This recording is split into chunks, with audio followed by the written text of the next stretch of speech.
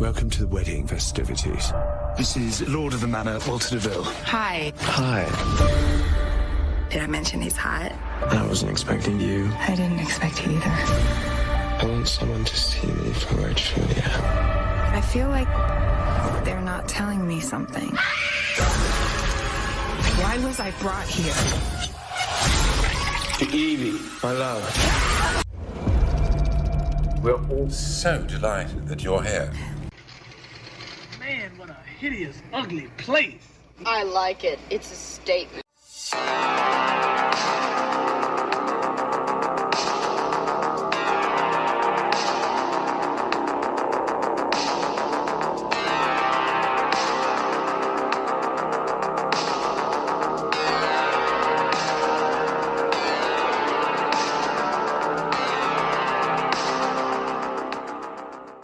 Hello, movie fans. This is Scott and Joe. Hi. And we are just another movie night, and we're kind of doing something a little different with talking trash today. We're going to be talking trash of a brand new movie. We usually would do before and after reviews, but I figured this movie is just a piece of shit that we need to talk about it in the only way we know how, which is talking trash. Talking trash. Talking trash indeed. This movie's called The Invitation from 2022, not to be confused with the actually good movie called The Invitation, which came out in, I believe... That was 2015. 2015, and it's an excellent film. Yep. And I feel very, very bad that this movie has the same title as that, because I feel like people are going to be confused when people talk about that movie. Well, I don't know. The summary of this movie is a woman takes a DNA test, finds out she has family, goes on a trip to London when she gets invited to go to some kind of, I think it was London. It's in England. England, and it's a wedding. Yeah, and supposedly going to a wedding of cousins to meet her entire family, and shit goes wrong. That's the summary. And now we're going to talk about the whole movie. We're going to dissect the crap out of it because it deserves it, and I really don't think you should see it. Spoilers ahead. So yeah, so let's start off right in the opening of this movie. We follow lead actress. Oh, her name is Natalie Emmanuel. Very pretty. Yes. Where do we know her? Okay. What's the movies that we know her? Well, we've seen her in lots of things, but she's Miss Andre. Ah, I knew it. And she's in the Fast and Furious movies. Yeah. I should have known that instantly. I enjoy her, but this movie starts off really quickly introducing her as a woman who is every stereotypical thing that you can think of a character in a movie. She lives in a beautiful loft in New York City, can't pay her bills, although she still lives in New York City in a loft, trying to do art. We have to find out that she has every bill on her refrigerator, that she's past due on everything, although she has a great laptop, a great cell phone, good service, constantly on FaceTime, doing all the pottery stuff. You know what? You're broke? Move the fuck out of New York. How about you get out of New York City? Well, here's the thing that really is, it's the worst. It's like they have to do the whole cliche thing of, showing each individual reason why she's poor. Her bills are there, and, she's struggling working a catering job, basically not even a catering job. She works as a basically a waitress for parties. They had to go out of their way to show us the bills and all that stuff. Okay, we get it. Yeah, that's what I'm saying. It's like this typical thing in movies where the character seems to be living pretty large but doesn't have any money. And is anybody who knows anything, living in New York City is a nightmare on money. Yeah, but another thing is, okay, fine. So you can be, you can be a struggling artist. Yeah, she'll live in a dorm or roommates. Well, she wouldn't live in a dorm because she doesn't go to college. She does, actually. She said she was going to school, some kind of art school. Okay, so she was going to art school. Maybe, who knows? She was doing something, she said. It doesn't really matter. But either way, so she's a struggling artist. She has a best friend who is another cliche, because a lot of these movies have that friend who's just, a smart ass, wisecracking person. She's got your back. Who's always got your back. this is another funny ass cliche where the main character says, "I have no family. I'm very alone." But her best friend is the best friend you can have. She's literally awesome. She's probably one of the best parts of this movie. Her name is Courtney Taylor. That's pushing it.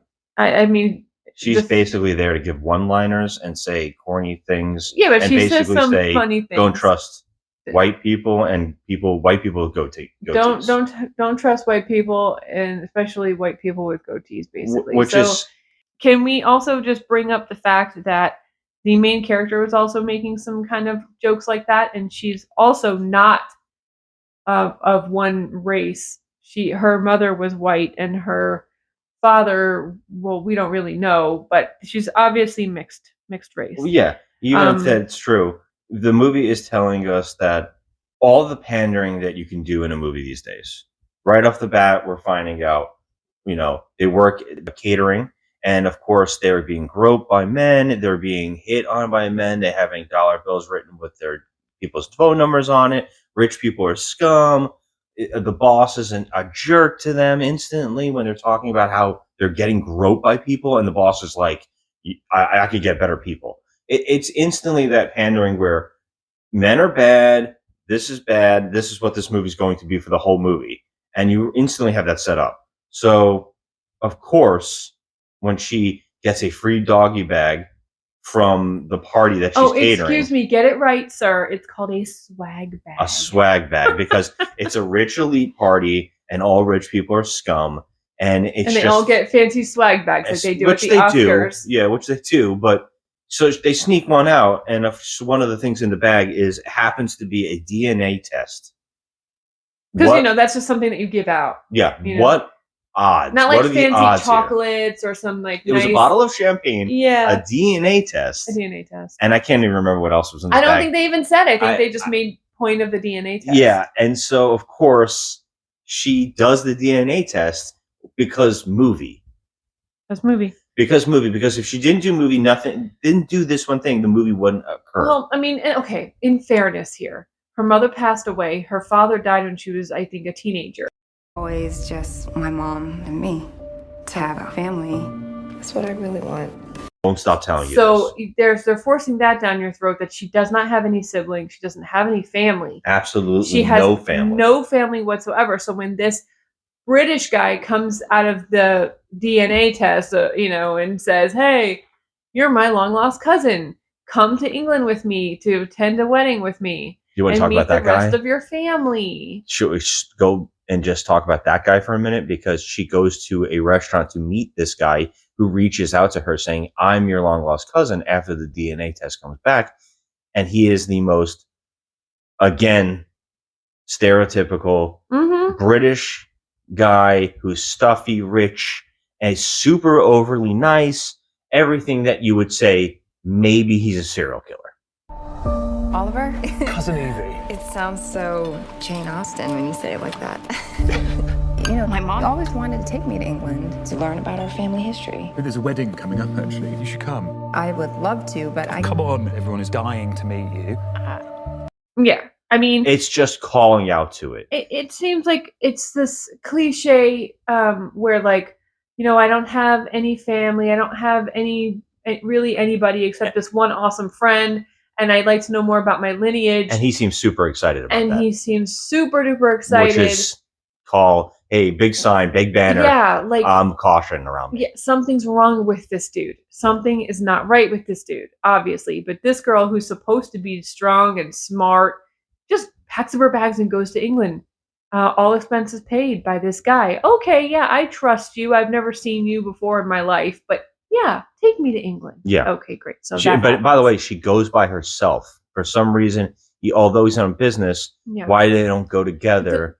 She just meets him there. Right, she meets him there. So she goes alone on first class. Yeah, and if that were me, and I was okay, fine. I understand her plight. She wants to find her family. I get it. Okay, but to not bring somebody with you, I mean, you're going to stay at some estate, this palace basically that they live in. And you're not going to bring someone with you. I mean, that's exactly the definition of being like set up for murder. I mean, like, obviously this guy, you don't know anything about him. You met him 30 seconds ago and you agree after having a salad with him that you're going to go to England and meet all these people. They could be sacrificing you to the devil. Yeah, this is people the watch horror movies? typical hungry artist. Like, well, shit, I got nothing else going on in my life. I can't pay my bills, so I'll get on an airplane. And they have to like basically shove it down your throat over and over that she's poor as hell. Poor. Like, we get it. No family. They tell you this numerous times. Right. No family. She's poor. That's and her character. Automatically wants to fall in love with someone. I mean, everybody does. So I get it. Well, that's another thing they keep saying. She wants to be independent. She doesn't want to fall in love. She wants to be independent. Right. Well, she completely falls for this. She says she wants to have the Lord basically of the get manor. a knock. She's like, you haven't had any in a long time. That's what her friend keeps saying. So she's like, I just want to get some. But I'm an independent woman. Right. And then she doesn't have any interest in getting married or anything like that. She wants to be an independent woman. Yeah. But she longs to meet a guy. So and when she gets off the airplane, she instantly goes to a castle.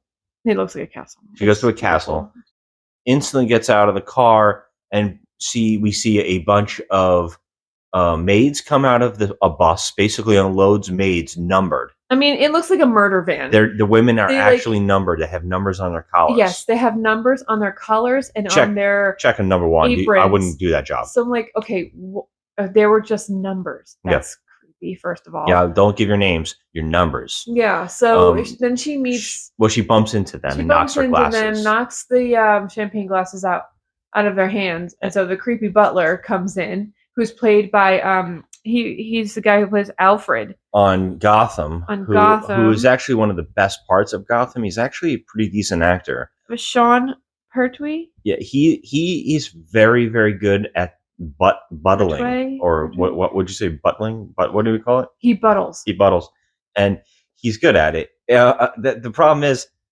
she's friending those maids. She actually gets some of their names and becomes a little chummy with them for a second. Yeah. But this guy, he comes over and basically. Oh, he just flashed that out of the way. Which is really odd. He instantly berates this woman who's supposed to be this guest. This should be another call that something's wrong here. Like, he knows that she's coming, and he runs the place. So he already is making himself known to be, I'm already not a good guy. And she's very offended by him. Yes, I would be too. He was very off-putting, and he was rude. Yeah. And he's nasty to her. I wouldn't say he was as nasty, but he's just not. She took it like really harsh, and that's when the cousin and the lord of the castle come over and basically save her from the guy. We believe that. Okay, so I was led to believe when I first saw this trailer that the trailer doesn't do it. The Lord of the Manor, played by Thomas Doherty. His name is Walter in the movie. I thought that he was somehow related to her cousin, but that's not the case. He has no relation to the cousin at all. He's just the Lord of the Manor who is hosting this wedding. There's a wedding of her cousins that she's supposed to meet, and she never. Well, we'll get to that, but she meets this guy, the Lord of the Castle. He's the typical hunky guy who has money. If you just imagine Christian Grey. That's exactly what he is, but he kind of looks like Rami Malek. And you keep saying that. I keep saying Superman from Lois and Superman. No, he seriously looks like Rami Malek. I mean, he looks like Rami Malek went through like some kind of hyperbolic chamber or something and got like a makeover. Like he just looks like he had his face sculpted. It's weird. He just looks like that perfect blue-eyed, black-haired guy that's just like very. He's just like, and he's very charming, and he's instantly hits it off with her, and it seems like, okay, well, we know where this is going. And then the rest of the movie, until maybe the last half an hour, is a love story between these two, with a little bit of peppering in some. I wouldn't say creepiness. I guess it is, because once in a while we get a scene of the maids being murdered by something in shadows. So let's just say that this movie, they like to throw in scares. Yeah, we don't need to skirt around it, because the trailer did this movie dirty. The trailer tells you exactly what this movie is, so there's no hiding it. If you've seen the trailer for this movie, you already know what it is. As you all know, there has been someone missing from this table. But that once broken bond will be renewed tonight. To Evie, My new bride. I want to go home. But this is your home. So big spoilers, this is a vampire film. The trailer tells you that instantly. Yep. We saw this trailer, and I automatically thought, Ready or Not. That's the one. Samara Weaving? Yeah. Samara Weaving. Yeah. This movie, I thought, okay, maybe that's going to be that. But then the trailer goes, no, it's a vampire film. Okay, this still can be pretty good. This could be a woman coming into a castle, thinking she's going to meet her family, but actually be some kind of victim or bride for the vampires, and she's got to fight back. That's a cool premise. That's a fun premise. But the movie literally spends an hour just setting up a love story. It really does take way too long. It takes way too long. There's a lot of silly moments where, she's getting dressed up and, going to a rehearsal dinner that literally means nothing. It goes nowhere. She meets the two supposed bridesmaids of the bride. We never see the bride and groom. That's the funniest part about this movie. She's told that she's supposed to be there for a wedding. And there's so many guests, and they're at dance floors. They're at a what looks like wedding reception, and she never ever sees a bride and groom, and she never questions it once. Which one's the groom? The groom and his bride will make their grand entrance tomorrow. She completely does not seem she to actually even think does. of this. She does ask one time, when am I going to meet the bride and groom? But it's like days of after parties. There's been like 3 parties. Yeah, and then it's like finally she's like, okay, when am I going to meet the bride and groom? And then the two bridesmaids, one's a cute little blonde and one is a statuesque. Just she's beautiful. Yeah, I know. We've seen her in things before, and she always plays like the jerk Russian girl. Yeah, she's always like that character. But so and we have to talk about her. Well, we'll get to her in a second. So then the two girls, they say, oh, we're gonna do a bridesmaid spa day. Well, that happens after a lot of other things have already occurred. Yeah, the shadow monsters come out, and and to talk about, like, we see the maids start getting killed. The maids are getting killed, and the way that this is filmed is terrible, because they shoot it in almost complete darkness, constantly lighting everything with matches. And the things look like La Llorona. You don't see what it is. It just looks like it looks like something draped in a black shroud of some sort. Yeah. You can't see it. You just keep seeing fingers. It's so badly done. It's like The Nun, where the music cues are telling you jump. Yes, and the fingers thing, like it gets obnoxious, because literally the whole entire movie, people are being touched in the back of their neck, in the back of their head, on their shoulder by these phantom fingers coming out of the shadows, and no one actually sees the monster. Like the main girl is completely tormented, like by a shadow monster in her room in the middle of the night. So she freaks out, and we never actually see the monster. We never see it. You know what we skipped over? And I knew I was going to forget this, but I should have reminded myself. This movie actually starts off not with the lead. At the castle, we get in a pre-setup to the movie that tells you what's happening. Before it even starts, you get a flashback to a woman killing herself in the castle. She's being chased. She does this really funny thing where she jumps through the room and knocks out the butler. Yeah. And this is really funny. They filmed the butler. They black out his face. I'm not sure why they did that. You can clearly hear the voice of the actor who it is. You know it's the butler. And so later on when you meet him, there's no secret. She jumps on him. She knocks him down. And then she goes and gets piano wire. And she wraps it around her neck. And she takes a statue and she jumps off and kills herself while these bells are ringing. There's this big setup for these bells. Yeah. And that's the opening of the movie, and she's staring at us. And I think, to tell you the truth, this scene where she's actually looking at you in the theater, and she's telling you, basically, you should just get out of this movie theater. It's just been bad. Like, she says something along the lines of, this is where it ends. Yeah, like she's the I guess We find out, lady of the manor. She was, I guess, married. Yeah, and this is another thing. The Lord of the Manor. Well, we find out later on, which the Lord of the Manor is only like a 30-year-old or 25-year-old. I mean, that's what he looks like, because the main actress actually says, "Oh, he's the same age as us." Right. Now, they keep saying there's pictures in her room of the woman who hung herself in the opening of the movie, or decapitated herself in the opening of the movie. She's like, oh, the maid of the house, who's very like standoffish but also very helpful. This is one of those funny horror movies where the staff is always ready to help the main character get away. It's one of those movies. It's like, I've only been doing this for 50 years, but now I feel like I should help somebody. Right. Yeah, right. It's one of those stupid movies. Yeah, like, oh, let me help you escape because I feel bad for you. Yeah, but... And your great grandmother was my friend. Yeah, and that's what I wanted to say. Yeah, she says that the lead actress says, "Who's that woman on the wall in my room?" And she goes, "Oh, she's she was the woman of the house." Now, you think this would be the moment where she says, "Was she the mother?" She looks young. Was she the mother of the guy, the Lord? Nope, yeah. She doesn't ask any questions. And later on, when she asks the guy, "Where are your parents?"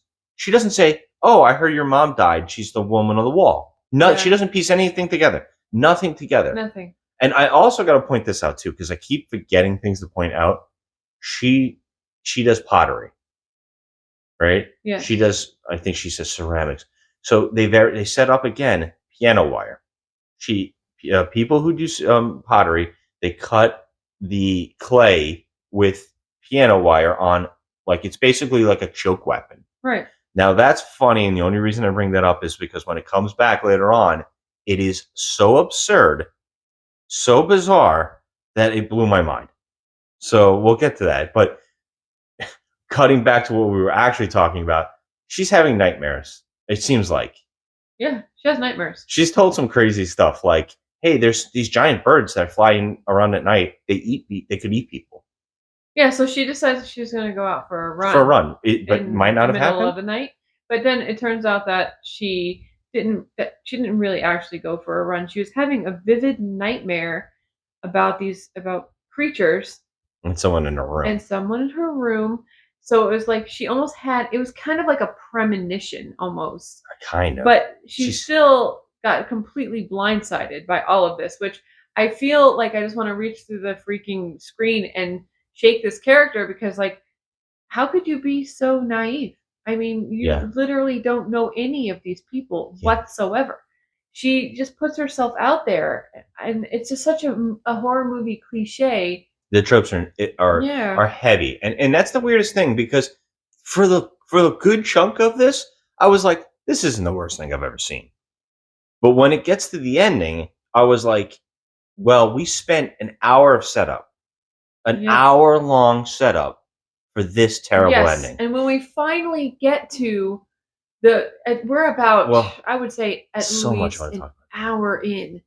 We'll just say that the girl, the main character, figured, I don't want to say she figures it out. She's blatantly told at a dinner table. Well, yeah, but before you say that, because I don't want to skip over the fact that they actually sleep together. She sleeps with this man. They have a relationship. It's very cute. There's a scene where he's talking to her about his hopes and dreams. The reason I want to talk about all this is because when the reveal happens, it makes the entire movie make no sense. Oh, yeah. So he is romancing her, and it is nice. They generally seem like this is a romance. Like there's a connection. There's a connection here. But she has a second premonition of someone in her room. Mm-hmm. A woman standing in front of her bed. There's a scene... we also got to talk about, she breaks everything, this lead actress. She constantly is breaking things in the movie. She's a bigger klutz than me. Yeah, it is a joke, but she is a klutz. There's this one scene, we have to talk about this, where she tries to turn on the light because there's someone in front of her bed, but then there's someone on top of her bed. Like, she has one of those beds that has the top with the fabric on it, and it seems like someone's crawling on the top. And so she goes to turn on the light slowly because she's so scared.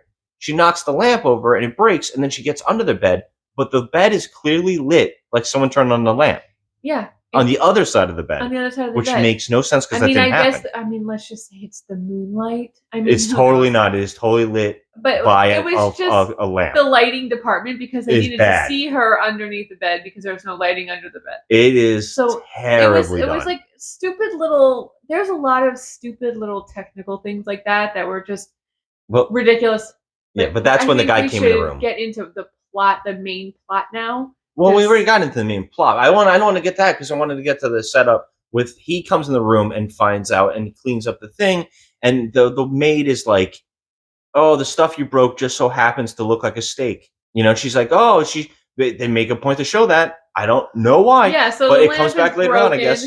And what's inside is it looks like a steak. It looks like a steak. Like who knows? Who cares? A steak that you kill a vampire with. It's so weird inside the lamp. The Lord of the Man and the guy that's romancing her comes in the room and he's like, "Look, I'll wait with you before you can go to bed." So they have a romantic moment where he lays in the bed with her and talks to her about his life goals, and he shares his whole story about, I want people to see me for me, and I want to be loved, and I want to share my life with somebody. Mm-hmm. Right? This is absurd. When you find out later on, she actually falls asleep during this, which is pretty much for him as a guy would be like, "Oh, well, shit. I guess you're not the one for me because you're not even listening to me." He wakes up. It's so romantic. And of course, she goes to like you said before, a spa date. Now, this was like the creepiest moment in the whole movie because the two women come that are supposed to be bridesmaids. They come and get her to go on a spa date. And this is the creepiest moment in the whole movie for me. They do something that I think is creepy to watch. They're filming getting your nails done, but they're doing it in a way where it's like dentist tools scraping. You and Walter seem to be getting awfully close, Evie. I'm curious, though. What has he told you about us? Ow! Let me see. And it is very off-putting to watch. You can hear the nail file. You can hear the nails being clipped. Yeah. It's loud, very loud over the dialogue, so that that something is going to happen where she's probably going to get nicked and there's going to be blood. So I gotta mention this because the two bridesmaids, the esque women that come and get. Now, there's other women at the spa that's in the house. We don't know who they are. And the main actress never questions who any of these women are. We've only literally seen the maid, the main housemaid, the maid staff that was brought in with the numbers, and maybe two other women at a couple parties. I mean, I guess But there's like 8 women in this room. They're like, party guests or, guests at the wedding. The actress, the lead act character never questions anything. But anyways, it doesn't matter because these two women come and get her. Now, here's the thing that's really important. The one woman is super nice. The blonde one seems very nice and is very caring of being friends with this main actress. And her name is Lucy. And she's cute in the whole thing. She's bubbly. She's Bubbles in the Powerpuff Girls. And we're doing the Powerpuff Girls right now. But the other actress, she is the biggest jerk in the world to the lead actress, the lead character. She keeps saying off-putting things to her. Of course, she gets butt naked and goes into the pool while they're getting their nails done. And of course, like my beautiful wife was just talking about, she gets her nail clipped because she gets angry because of all these things she's saying to her. And of course, she's bleeding. And it made me squirm because I do not like the nail stuff. That woman comes out of the pool and sucks on her finger. Yeah, as she's bleeding. Yeah, and she is terrible. Now, I also wanted to bring that up because when that later on comes back, it also doesn't make any sense. And it is also just red herring, weird stuff that doesn't make any sense. It's red herring bullshit. It's not even red herrings because she is a bad guy, but it doesn't make sense. Long story short. And to make a long story short, too late. She goes back to the room, is angry about everything. This girl just sucked her finger. She goes into the library she's not told to go into, which we also early in the movie saw a maid get killed. Library, yeah. She goes in there. There's no working lights. But she happens to find, by candlelight, all of her information. Like someone made a dossier on her and threw it on their desk. Because bad guys always leave crap out. It's just stupid. That's another cliche. It's like, oh, look, I found a file on myself. Yeah. You've been investigating me? Oh my Although God, she just you broke into their bastard. library, and that's fine. Yeah. She's spying on the lead guy. Why? There's no reason for her to spy on this guy. Although the one woman that sucked her finger was basically saying, "Did he tell you about us?" Which is, Yeah. I think, was supposed to set up that she was now untrusting of the guy. It didn't work, but she still broke into the library, found this file, said, "I'm going home," and then the manor guy comes to the house, into the room, and tries to stop her leaving. Yes, but can I just interject for 2 seconds and say that after she started bleeding, getting her nails done, instead of going right to her room and packing her shit and getting on a plane right then and there, she decides to stop off in the library. Mhm. Like, And break she in. was told in the beginning of this movie that the library is off limits to her because it's undergoing renovations. It even has a secret key in the There's wall. a secret key in the wall that she was, roaming about the house in the middle of the night, and she saw the butler put the key in the wall. Yeah. So she knew exactly where it was. But why, after getting your finger in your blood sucked and all that nastiness, the first thing you do is go get that key and open the freaking library? Like, what are you expecting is in there? And she's like, did you say she's in a robe? She's naked. And she's in a robe. She's in a robe, and it's like, okay, something weird is going on here, obviously. I mean, come on. This character does not see that. She's That's what having I'm weird saying. dreams. It's like, She seems to also be having premonition of the woman who killed herself, which also doesn't make any sense. But it doesn't matter. it's just like She women is in not horror questioning movies. anything. They don't question anything. It's like women in horror movies. It's like they've never seen a horror movie. Yeah. Like there's not there's never a fucking smart one. Yeah, because then there wouldn't be a movie. Yeah. True, but come on, have a bit of common sense. Like, Yeah, at have her least say in something. Ready or Just not, the girl was like at least questioning shit. She was fighting back and she was questioning shit. Well, she wasn't even questioning it because the movie gets right into it. And the movie, that's what I like about that movie. The movie is, here's the premise, and it happens. Yeah, but she was and then the combative whole movie throughout is the whole fighting. thing. It's all about fighting back. Yeah. That's what's enjoyable. This movie waits It forever to drags get to that. out, and then you get this little Because- courtship between the main girl and the Lord of the Manor, whose name is Walter. He goes out of his way to explain to her why he has the dossier, and it makes sense. And she likes him. Again, she's not going to leave, and they have sex. Yeah. And which is funny because of what we find out. But they have sex. After sex, he says to her, she says, well, hopefully the wedding, I meet the bride and groom. And then he's like, we should have a double wedding. You and me, we should get married. And she's like, oh yeah, you would just want to have a shotgun wedding? And he's like, yeah, why not? Let's live life to the fullest. And then she says, okay, I'm in. And then he's like, great. And he gets up and she goes, I'm just kidding, right? And he goes, ha ha ha ha.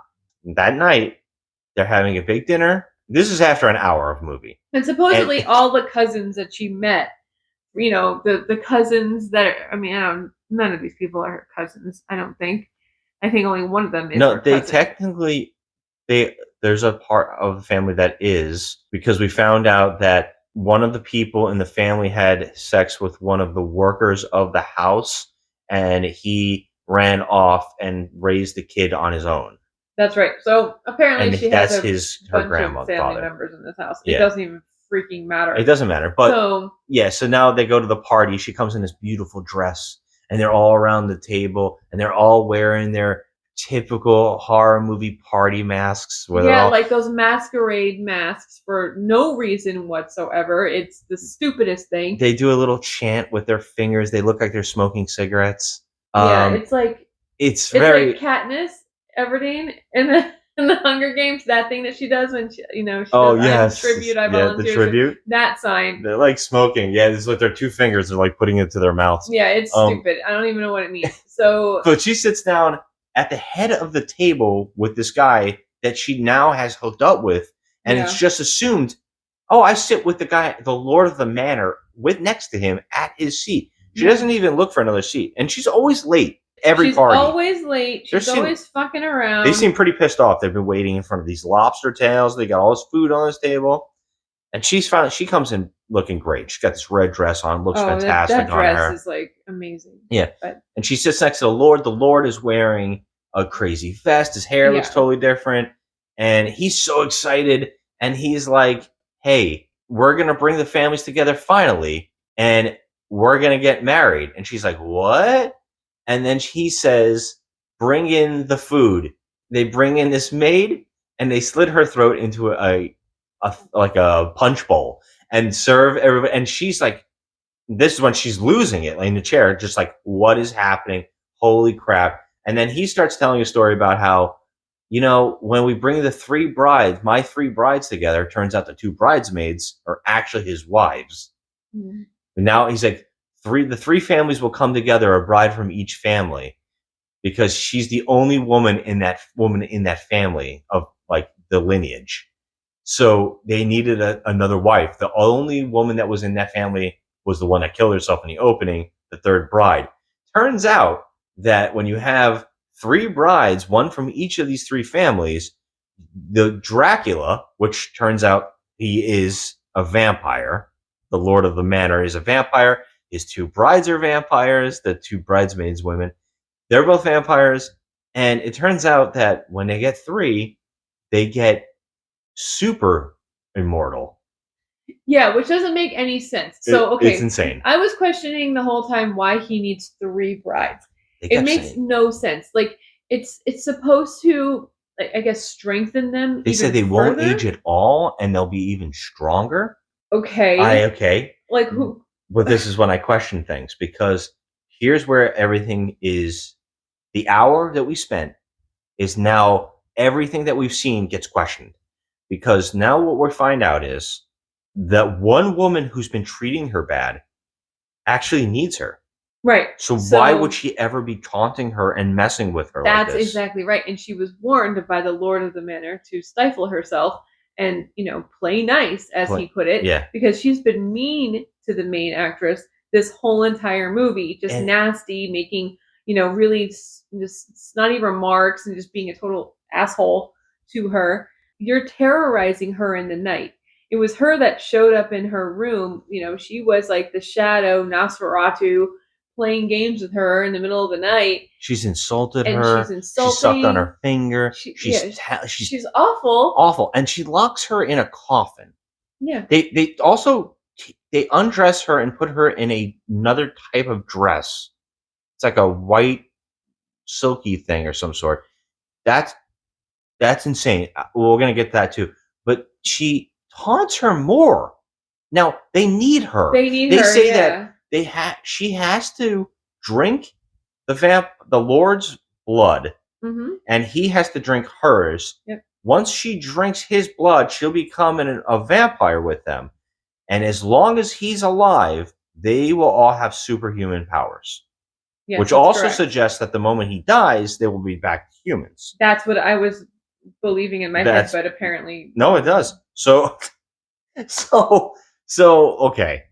Now, this is crazy. He says, who knows, when we get married, we might actually get my heart beating again. Okay, so she had sex with him. She didn't notice that he was cold. She didn't notice that he didn't have a heartbeat. Yes, but this movie completely defies all the lore of vampires. They also tell you, we can walk in sunlight with no problem. We can do anything we want. We're fine. Yeah, all the myths are wrong, but we sleep in coffins. Why? Okay, they sleep in coffins. But here's the thing about they keep changing back and forth with this. They keep removing some things from the lore. Like, they took out the mirrors. There's no mirrors. Yeah, which never comes back. Never comes back. They're daywalkers. They don't have any of the characteristics. Except for beheadings, stakes to the heart, and fire kill them. Right. Like Dracula lore. But why, if they can walk in the sun, wouldn't they just sleep in a normal bed? Right. It makes no sense. Why? There's no reason for them to sleep in coffins. Yeah, they actually make a joke about it. Like, oh, here's your new bed. And they throw her in it, and it's standing upright. Which is also crazy. Standing upright, they bolt her in there. They put some nails in there, and they bolt her in. And they say, you don't have to stay in there. Well, here's your new bed, and they throw her in there. Yeah. And then they nail her in there. Well, the one woman does. Now she needs her on her side. So you think that you would talk it up and tell her we're friends, You could be immortal. You can have everything in your life that you want. All you have to do is this. You like this guy. Now, the craziest part, this guy spent all this time romancing her, basically telling her that, I want to change and I want to be a better person and all this stuff. That was all an act. I mean, it's just she bullshit. wasn't even awake. Yeah, it was just bullshit. I mean, it was to trick the audience. I think it was just to trick the But audience. the previews told you and what also it was. trick her, like maybe if, just to think that he actually had any kind of, soul. But he obviously doesn't have any soul. He was just playing a game with her to get her there. That's crazy. So he could marry her. And why? And then the way that they go about it, again, this is movie villains doing things that are so stupid. All you have to do is find a person and tell them, hey, we're going to give you superpowers. You can live forever. We're going to be rich. We could do anything we want. All we have to do is live on blood. Mm-hmm. You don't just murder people in front of the person and be evil just for evil's sake. This is the kind of vampire and villain that crawls on the walls just because they think it looks cool. He could just be walking. He doesn't need to crawl on a wall. Like, they do it over and over. And I kept going, why is he doing that? He doesn't need to do that. It's so unnecessary, It's like, so the whole entire, big reveal, the dinner, the families all got together and, they brought him his wives and whatever. Okay, so they're having a big dinner or whatever. And he just springs it on her, like you said. Like, why do we need this scene? Why? And he basically says that he needed her permission for marriage. That was a part of it. And so he tricked her into saying, yeah, I'll get married to you. Although she said, I'm joking.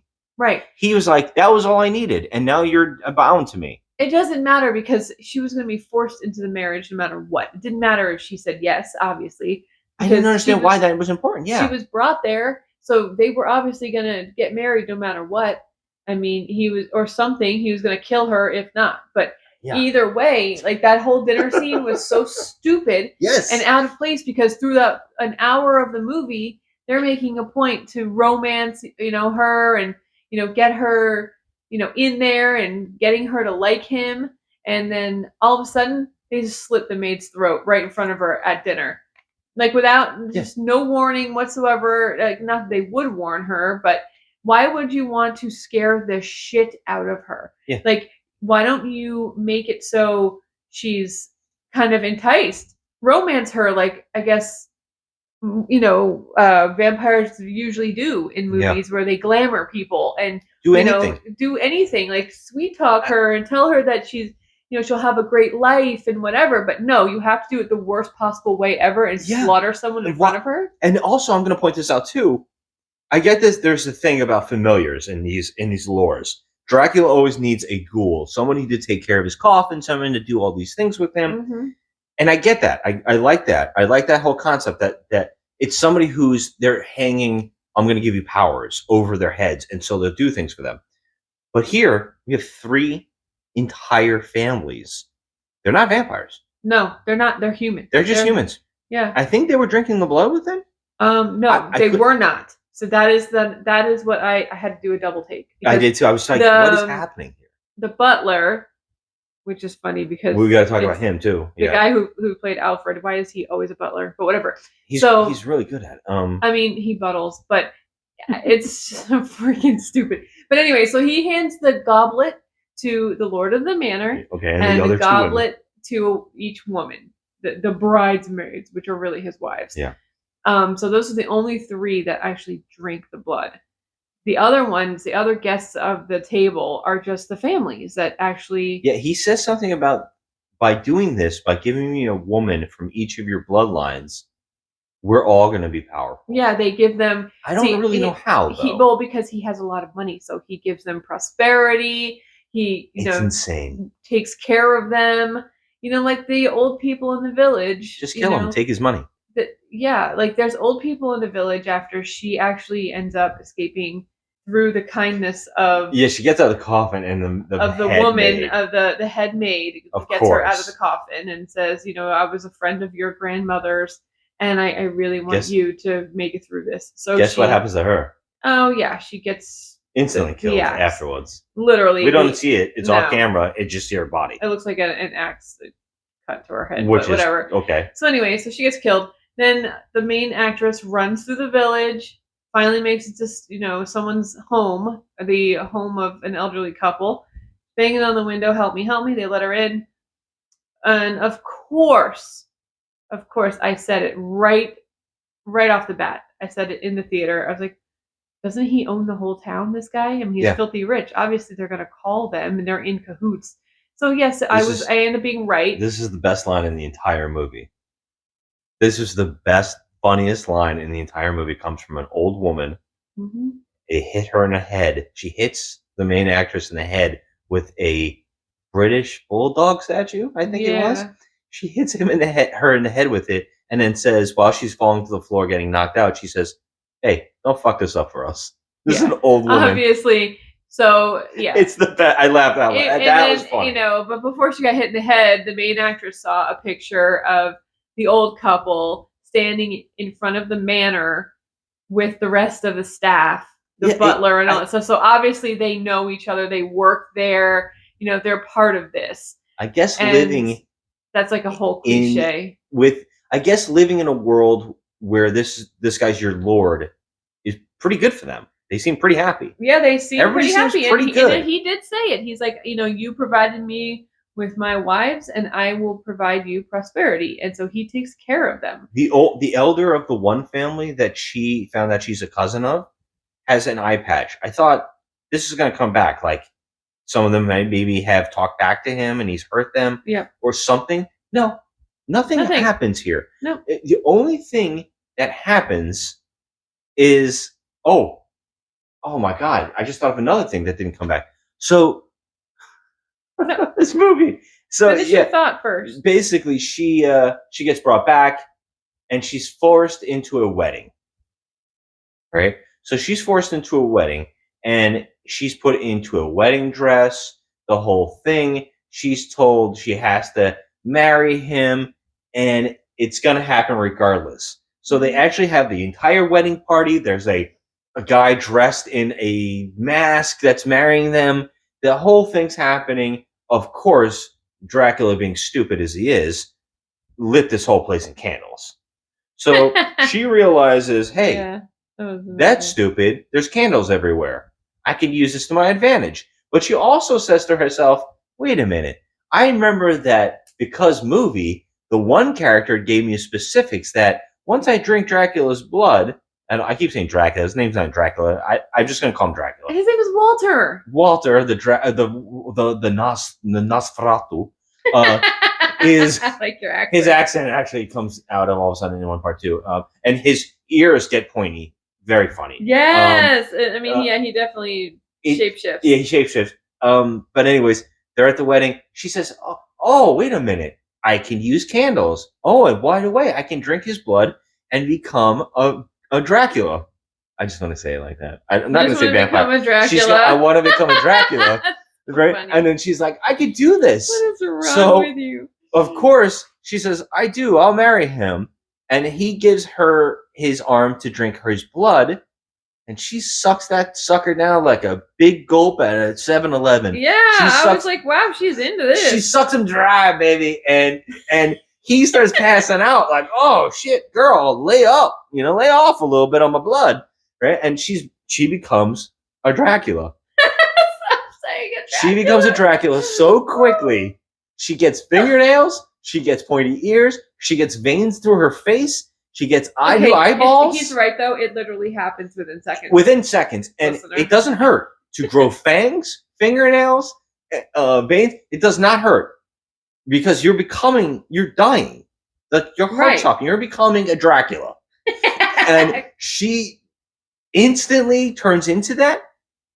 Oh, and it should be said that one of the maids that she befriended earlier in the film happens to be there chained up for drinking. I guess that's the snack pack that they have after the wedding for them. They're the Capri Sun. The Capri Sun. Yeah. So she's like, ow. She stops sucking on her husband a little bit, and she becomes Dracula.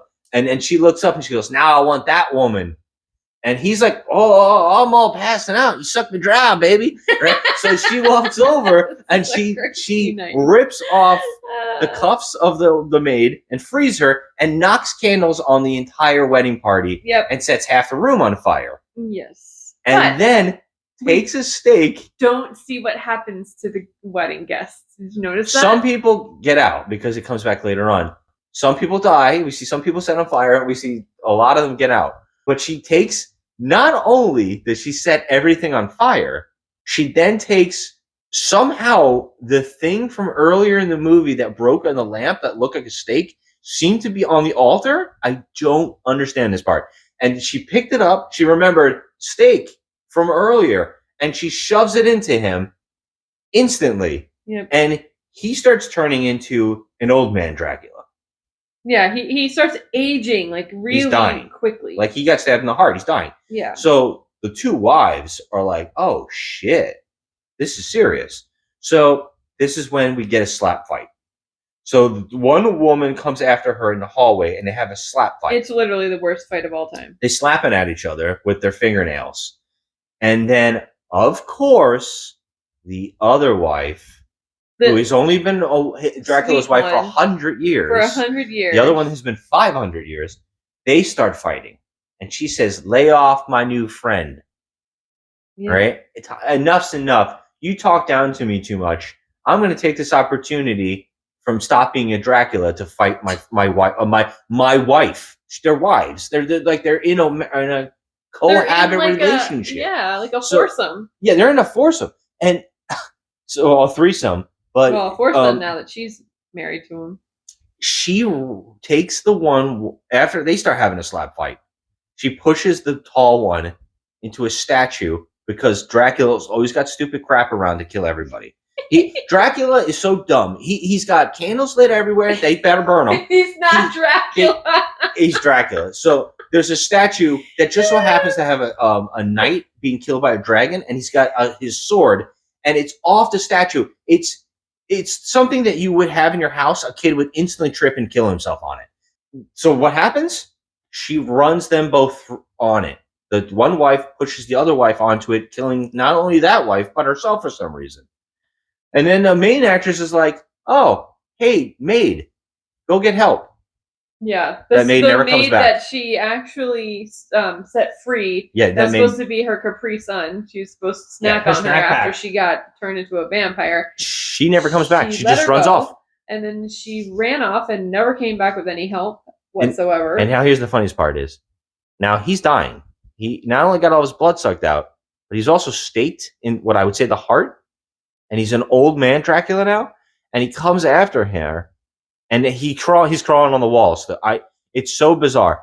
And you think they're going to have a big showdown, right? No. She kills him real quick. Yeah, she kicks him into the fire. No. She tossed him into the fire. Oh, I brought this up that I was going to bring this up earlier. I said, I'm going to bring this back. And this is where it comes back. And this is some insane, next level insane crap. In the dress they put her in and locked her in the coffin, and her wedding dress, guess what she has wrapped around her arm under the wedding dress? Oh my goodness. Her piano wire. Oh, yeah. That's not going to come back ever, is what I said. First off, when did she have it? Who could wrap their own arm in piano wire without killing themselves? Why would she have it?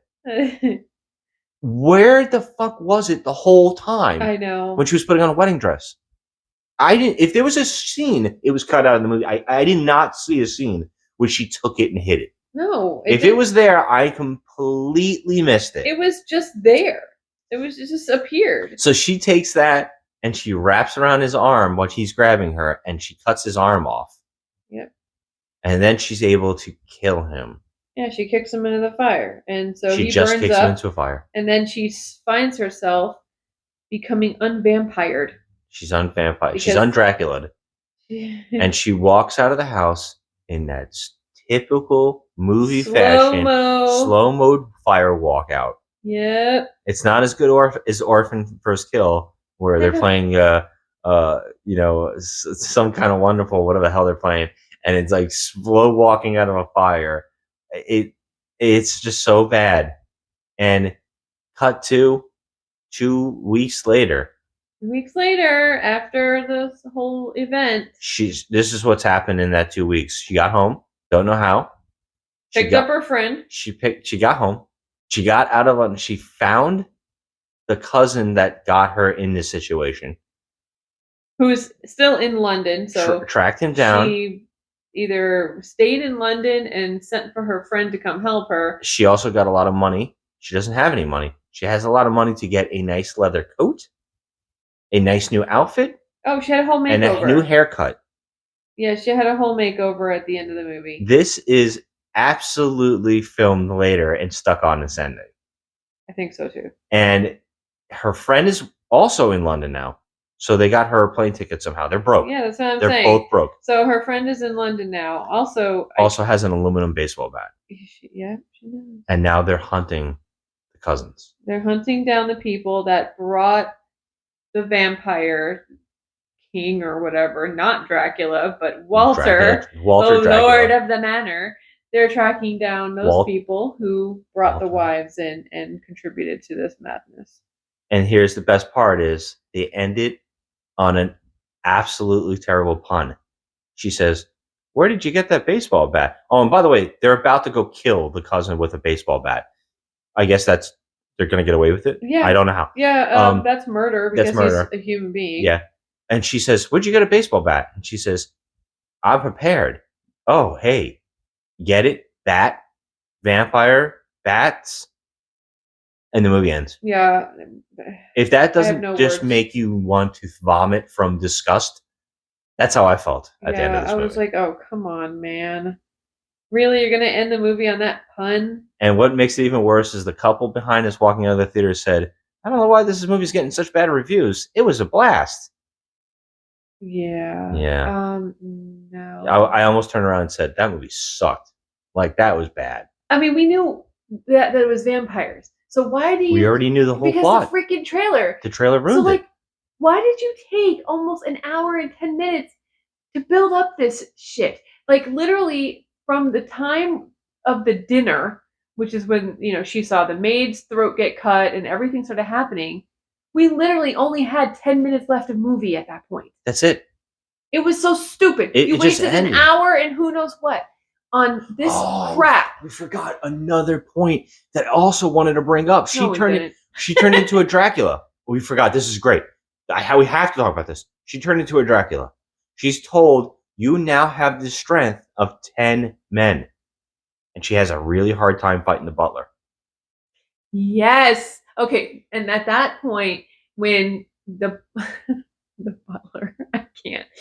He catches her in the He was human, the kitchen. by the way. He's human. He's human. He's just a normal guy. He takes a what appears to be a wooden It looked like a flagpole or something, and he tries to run her through with it.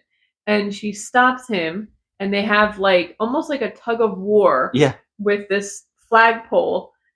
I mean, she has the strength of 10 men. She can't take over an old man. He's an older man. And she cannot get this tug of war done. I have no idea what this movie is trying to do. She kills him, though, just to get that over with. But I had to bring that up because I felt that was another one of those moments where I was like, what is happening? What is that? How is this happening? Like, we were told specific rules. We were told she's got the strength of 10 men. Right. She should be... This should have been entire ending of this movie. Should have been her just killing the entire cousins as a vampire. Right. That would have been so much fun. But that's not what they did. Nope. I mean, she threw over some candles and she kicks Dracula into a fireplace, and he just burns. It wasn't even a fireplace. It was like just a fire on the floor. Fire. It wasn't even coming toward her. No. It was like a perfect fire that was behind him, and it never was moving. Yeah, and it's CG fire. It is the worst. It is the worst CG fire, and the whole manor goes up within 4 seconds. Now we're talking about a place that's pretty much a castle. And the fire, it's like an explosion. It's like she was slow walking away from an explosion, like one of those action films. It's like a fireball. It's only in one part of the house. Yeah, it was just so absurd. This movie was just absurd. It's bad. It is not good.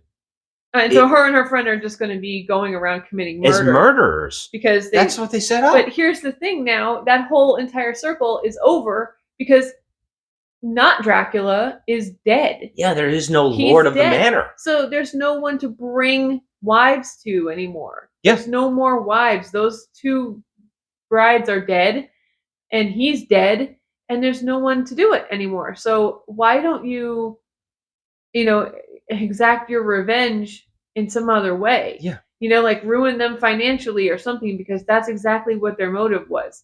Success, prosperity. Why would the writers do this? Why would the writers spend an hour of setup and romance? It's not necessary. They could have just said, we're throwing a big party where all cousins are going to meet you, right? It's a big party. We're gonna do it in your honor. This guy, the lord of this town that we are all friends with, he's going to throw this big party. We're all going to meet up. The three families are all going to come. You're our side, and you'll meet the other friends and families and distant relatives of all these things. We're going to have this big gathering. And then, maybe bring the friend. Right. All right. And then make the movie be, well, we actually lured you here because you're a part of the bloodline. We need the bloodline to do this thing. And then have her do the whole thing, which becomes a Dracula. And then she Dracula's up. She just Dracula's up. Dracula's up the entire cousins. Dracula's snack up. Packing them all. Oh my gosh.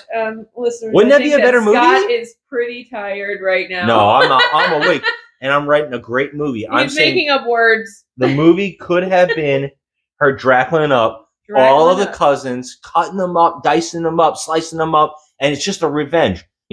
Oh no, I'm not in here with you. You're in here with me. That kind of the line. Oh, Jesus. Like just have her getting revenge, and it would have been this great thing. And if they wanted to do the whole, white society, rich society stuff is bad, and if they wanted that to be the message, what would have been great was to see a strong female black woman just ripping the crap out of high society white male patriarch. Right, but they're trying to say what a great movie that would have been. She was a good, decent person, and that's not something that she would do. However, but she did do it. She did it at the end, and so she's going to basically kill her cousin. Yeah, she Draculaed off the butler.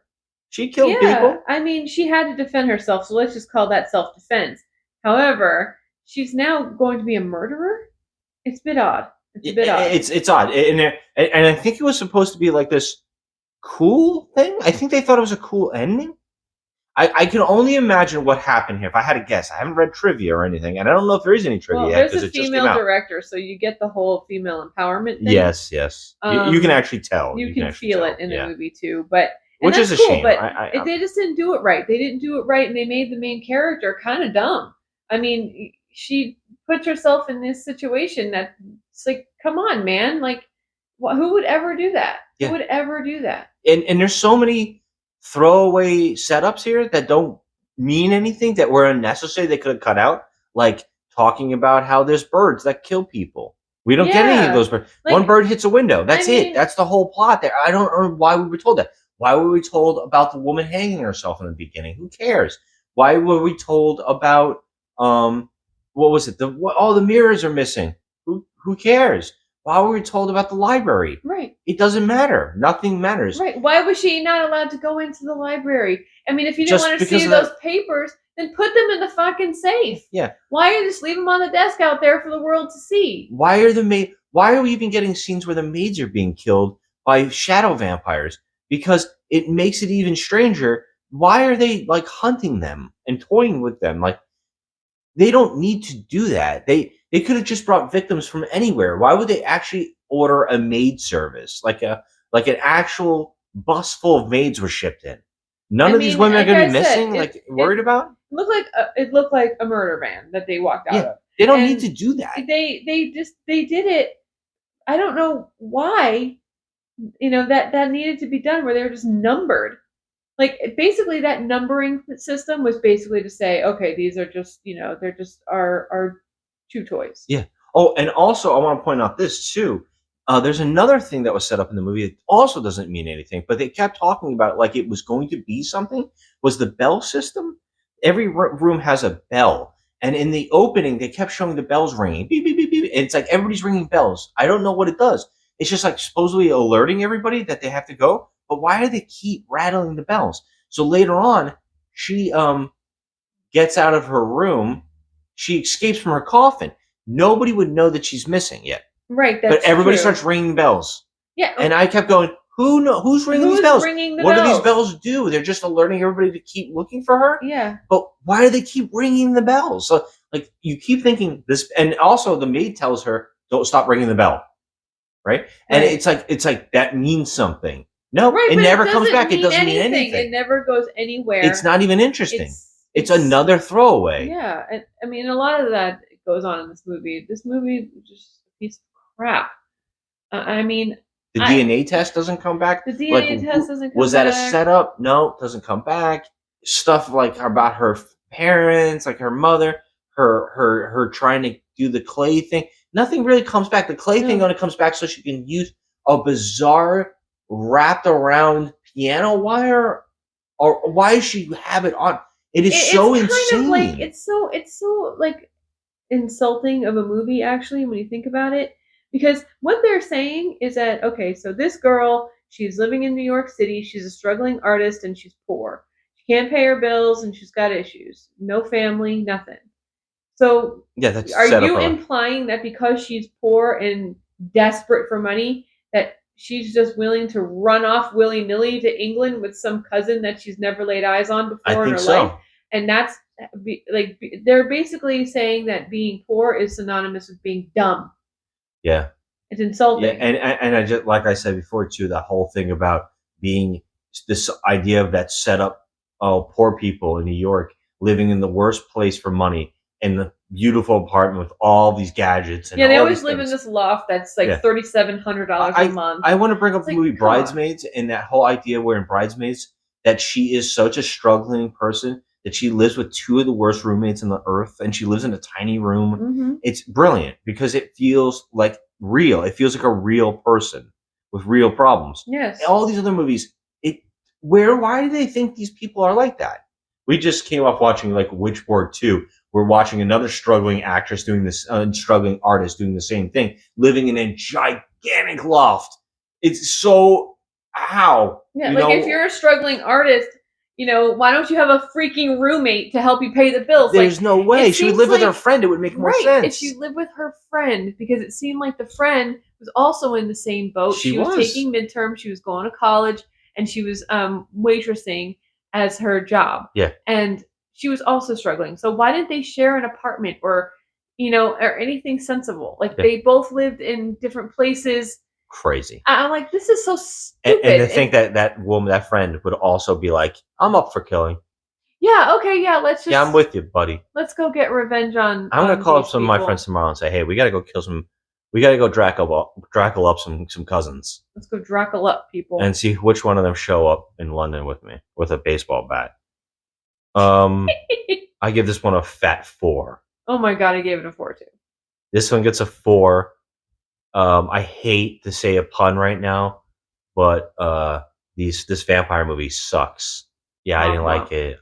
There was a part, maybe the first 15, 20 minutes, I was like, look, I don't like a lot of these tropes. I don't like a lot of these cliches.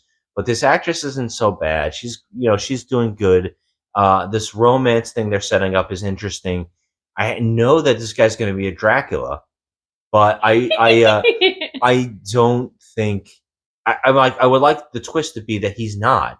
That maybe he is a good guy and he actually does care about her and he's going to help her. But no, we don't get that. It's the same thing with Ready or Not, where anyways, Adam Brody. Yeah. He's in that movie and he's like a character who's like, I don't like what our family does and I want to help. But I know I'm a bad person because I've made bad choices, but I also know that this isn't right. There's always one of those characters, but I feel like this movie needed something to make it feel a little more interesting. We don't have anybody to really root for but the main character. And so it's not fun. There's nothing happening. I mean, I'm not going to lie. I do nothing. Like her. I think she's cute. I think she's a sweet character. Like, she's a sweet person. And she's a no-nonsense person, which, you can tell in the beginning how she's, like, kind of bantering with the butler and she doesn't appreciate his attitude. And she tells him so. And, she's doesn't seem to be taking any crap. Yeah. But throughout the whole movie, it's like all she does is take crap. And she doesn't ask questions. Never asks a single question. She never says anything. She doesn't notice anything. Like, I understand this guy's like a hunk or whatever, and you like him, but it's like, come on, you got to ask a question. Be smart. The only time she ever asks a question is like, "Oh, why are these papers about me on your desk?" Like, yeah, okay. It's like, this. You said this is a female director. Did she write this as well? Well, okay. So the director is Jessica Thompson. The writer is Blair Butler. Wait, the Blair Butler? Blair Butler, who wrote The Whole 10 Yards, Polaroid, Hellfest. Isn't Blair Butler the one from G4? There's no picture on IMDb. Those movies you named aren't good. Hellfest? What was the other one you said? It was bad too. The Whole 10 Yards. Polaroid. Polaroid was awful. Isn't that the one where Cal Penn? No, that was a girl in the photograph. That was terrible. Polaroid is that the one with the ghost? You're fucking right. She was on X-Play. Holy shit! Really? Yeah, it says X-Play. That actually blows my mind. She directed. It says she directed one episode of X-Play. Let me see. It's just. I think it's Blair Butler. I think it's the one. Yeah. But it doesn't say X-Play as an actress. Does it say self? It wouldn't say actress. Oh, it would be self. Self. Hold on. Let me look at self. Oh wow. Okay, so she has. She makes comics. Yeah, that's her. The writer. Wow, I did not know that. Wow. Yeah, Comic-Con. I used to be a big fan of that show, and I used to love everybody on it, but oof.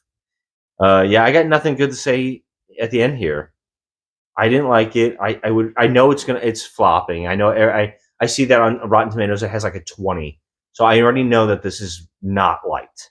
I want good movies to be made. I feel like this movie had potential. We talked about this in the theater, right? We were talking about how there was more people in the theater for this than a movie like X. So it's always the ones that are really interesting and really intriguing and different, or Men. Something that was like, this is different. No one's making a movie like this. And then a movie like this turd, everybody shows up for. And I get mad for that all the time. I just said to you at the beginning of this movie, before it started, I said, people like dumb, easy stuff. If they have to think, they're not coming. And every time a movie like this does good, it gets me angry. Because that means that we're going to keep getting more of this than more of interesting things. More something different. Like, I can name hundreds of movies that we've seen that have been so much better, so interesting and intriguing. This didn't bring anything to the table. This is just very generic, schlocky stuff. I want more interesting stuff to be made. I think this Thursday there's a couple weird new horror movies as well coming out, but I don't know much about them. But they seem like they're actually trying to do something different. So I don't know if we're gonna go check that out and maybe do that for before and afters, but maybe. But right now, this one's a pass.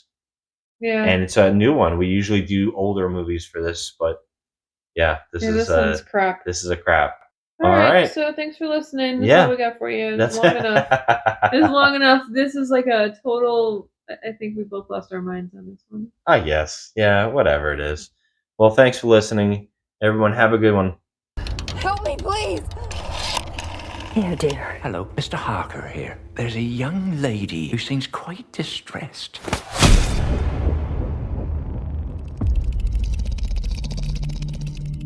I'm so glad you've come to your senses, my love.